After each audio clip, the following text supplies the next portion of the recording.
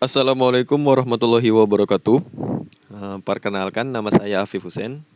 Eh, Pada kesempatan kali ini saya akan menyampaikan materi kepada teman-teman sekalian. Materi pertama kita pada mata pelajaran ekskul komputer, yaitu pengenalan komponen teknologi. Baiklah, langsung saja. Yang pertama adalah komputer. Secara umum, pengertian komputer adalah suatu perangkat elektronik yang dapat digunakan untuk mengolah data sesuai dengan prosedur yang telah dirumuskan sebelumnya, sehingga menghasilkan informasi bermanfaat bagi penggunanya.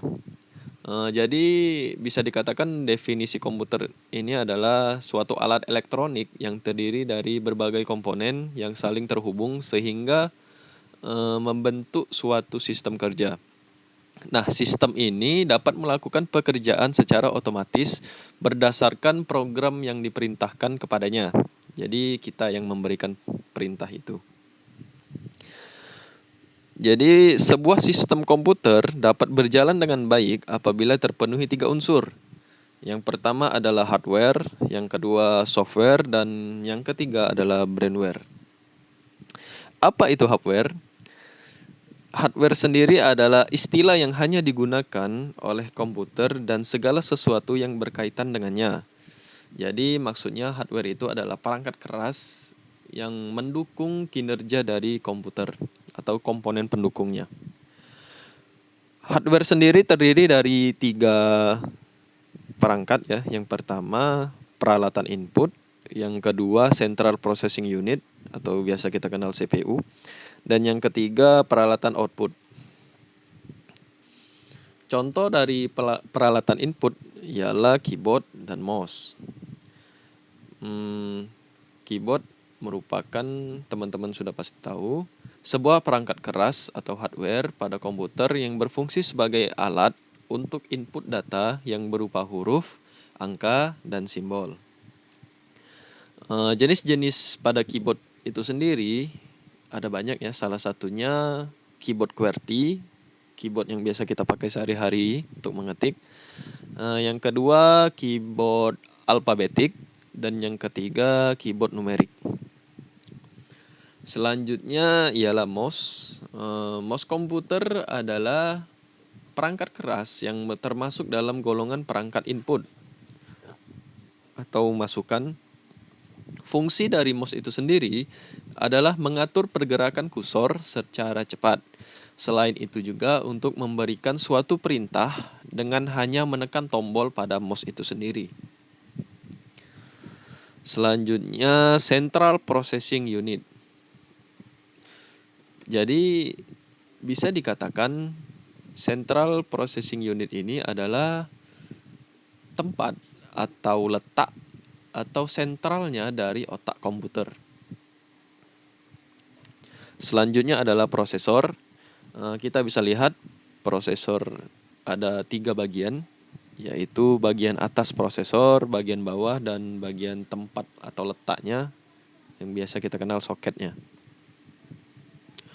Pengertian prosesor sendiri adalah komponen komputer yang merupakan sebagai otak yang menjalankan proses dan pengendalian kerja komputer dengan bekerja sama dengan perangkat komputer lainnya. Jadi yang CPU tadi adalah tempatnya atau letak dari otaknya. Nah, prosesor ini adalah otaknya sendiri, otak dari komputer. Selanjutnya adalah memori. Memori dibagi menjadi 2 ya, yaitu RAM dan ROM. Pengertian dari RAM sendiri adalah RAM merupakan singkatan dari Random Access Memory.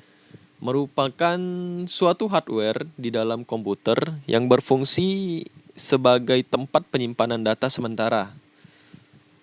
Jadi isi dari RAM sendiri dapat diakses dengan secara acak atau tidak tergantung pengaturan tata letaknya. Bapak kasih contoh. Misal kamu menghidupkan komputer.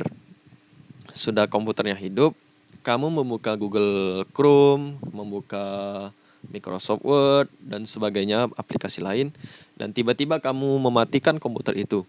Jika kamu menghidupkan komputer itu lagi, maka apa yang kamu buka tadi akan menghilang. Gitu. Selanjutnya adalah ROM. ROM itu singkatan dari read only memory. Merupakan jenis memori atau tempat penyimpanan data di dalam perangkat komputer yang bersifat permanen. Contoh, file dalam komputer. Jika kamu mengerjakan tugas di Microsoft Word dan kamu nge-save file itu, maka kamu bisa membuka file itu kapan saja, walaupun komputernya mati. Selanjutnya motherboard. Motherboard ini adalah tempat dari komponen-komponen pendukung ya. Bisa kita lihat contohnya slot memori, VGA, dan lain-lain. Dan ini adalah bentuk dari bagian belakang CPU. Sebenarnya ada banyak bentuk, ada banyak jenis, tergantung CPU-nya sendiri. Jadi bagian belakang CPU ini adalah tempat untuk mencolokkan atau menginput kabel dari komponen-komponen pendukung komputer itu sendiri. Dan selanjutnya hard disk dan CD-ROM.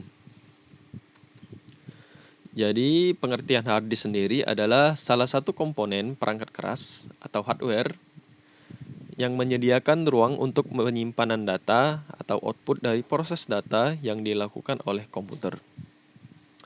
CD-ROM sendiri merupakan pengertiannya sama untuk penyimpanan data juga, tetapi bentuk yang membedakan antara hard disk dan CD-ROM. Kalau hard disk bentuknya kotak, kalau CD-ROM bentuknya piringan. Selanjutnya yaitu peralatan output. Contohnya printer, speaker, dan monitor. Printer untuk mencetak, speaker untuk mengoutput data, maksud saya suara, dan monitor adalah untuk output tampilan. Dan yang kedua, kita masuk ke software. Jadi software sendiri adalah sarana yang memberitahukan hardware apa yang harus dikerjakan. Software adalah suatu abstrak, ia hanya dapat dilihat dari apa yang dilakukan terhadap hardware. Jadi software ini dibagi dua, yaitu sistem operasi dan program aplikasi. Contoh dari beberapa sistem operasi atau biasa kita kenal OS. Yang pertama Microsoft Windows, yang kedua Linux, yang ketiga FreeBSD, dan lain-lain. Masih banyak lagi.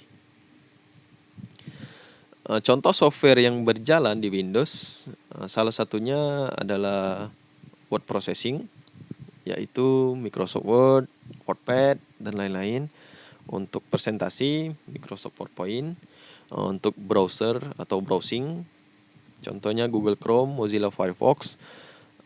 Pengolah gambar atau grafik, contohnya Adobe Photoshop, After Effects. Chatting, untuk chatting, contohnya Yahoo Messenger, Google Talk, dan multimedia, MP3 atau film, untuk memutar video film biasa VCL ya. Software yang berjalan pada Windows untuk aplikasi pengolah data biasa kita gunakan sehari-hari yaitu Microsoft Word. Jadi Word ini adalah perangkat lunak pengolah kata andalan Microsoft. Microsoft Word ini memiliki format yaitu .doc, .doc.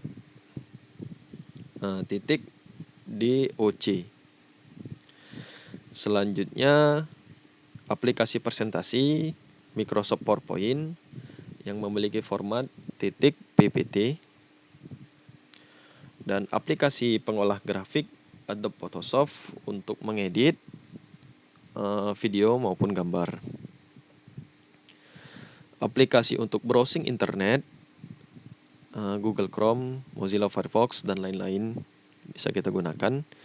Aplikasi untuk chatting, Yahoo Messenger, ini contohnya tampilan dari Yahoo Messenger.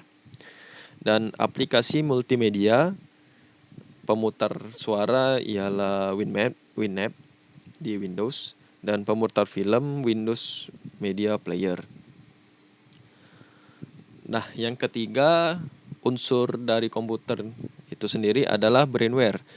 Brainware itu manusia yang bertugas untuk mengoperasikan sistem komputer itu sendiri. Jadi brainware itu adalah kita yang memakai komputer itu untuk keperluan atau pekerjaan kita demi membantu dan mempersingkat waktu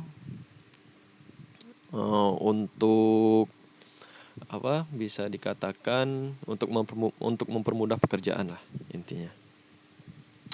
Baiklah, itu saja yang dapat saya sampaikan. Jadi saya punya tugas untuk teman-teman sekalian. Yang pertama adalah cari istilah-istilah pada dunia komputer. Bapak kasih contoh satu nih, yang Bapak sebutkan tadi, RAM. RAM itu Random Access Memory. Jadi kamu tulis di kertas catatan, buku catatan, apa itu singkatan RAM dan apa pengertiannya. Jadi tulis sebanyak-banyaknya, minimal 10 ya, minimal 10, dan kumpulkan di Google Classroom. Cara mengumpulkannya lihat di grup yang sudah Bapak share. Baiklah, itu saja yang dapat saya sampaikan. Saya akhiri. Wassalamualaikum warahmatullahi wabarakatuh.